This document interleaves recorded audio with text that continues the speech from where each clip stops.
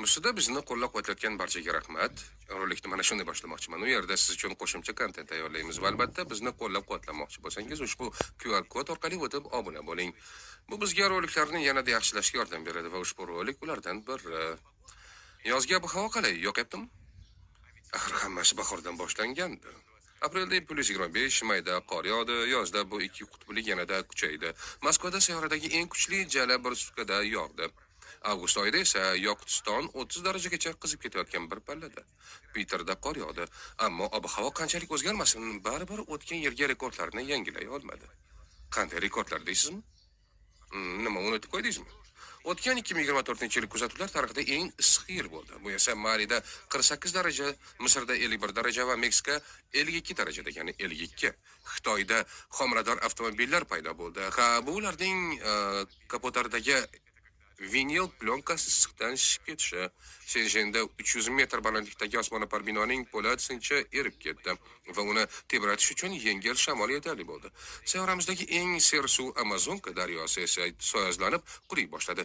Xuddi hozir mening og'zim kabi issiq. Natijada 24-yilning 21-iyuli kuzatuvlar tarixidagi eng issiq kun bo'ldi. Olimlar buni qanday aniqlagan qizilmi?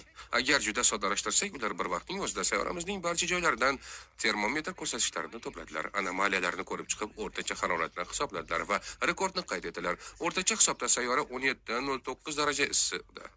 Rekord qancha vaqt saqlanib qoldi deb o'ylaysiz? Atigi bir kun, chunki ertasi kuni 22-iyul kuni yanada issiqroq 17-16 daraja bo'ldi. Bu salqingina oqshomdagi haroratga o'xshaydi. Ha?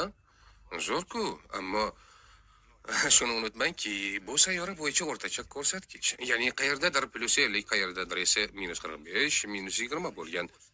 Yana bir muhim narsa, 17 daraja bu sanoatlashishdan oldingi davrga, ya'ni biz neft va ko'mirni ommaviy ravishda yoqishni boshlagan 18-20-19-asrlarga qaraganda 1,5 daraja ko'p. Demak, ruslar Napoleon ustidan g'alaba qozonishda general Moroz, ya'ni sovuq iqlim yordam bergan deyilsa, bu hozir ham yorqin obraz ham emas. Rossiya har doim ayniqsa sovuq bo'lgan, ammo o'sha paytda sayyorada ham o'rtacha 1,5 daraja sovuqroq bo'lgan. 1,5 daraja yuqori, ertaga pastroq, umuman tashqarida issiqroq, sovuqroq ahamiyati yo'q. 1,5 daraja-ku. Lekin men shahar harorati haqida emas,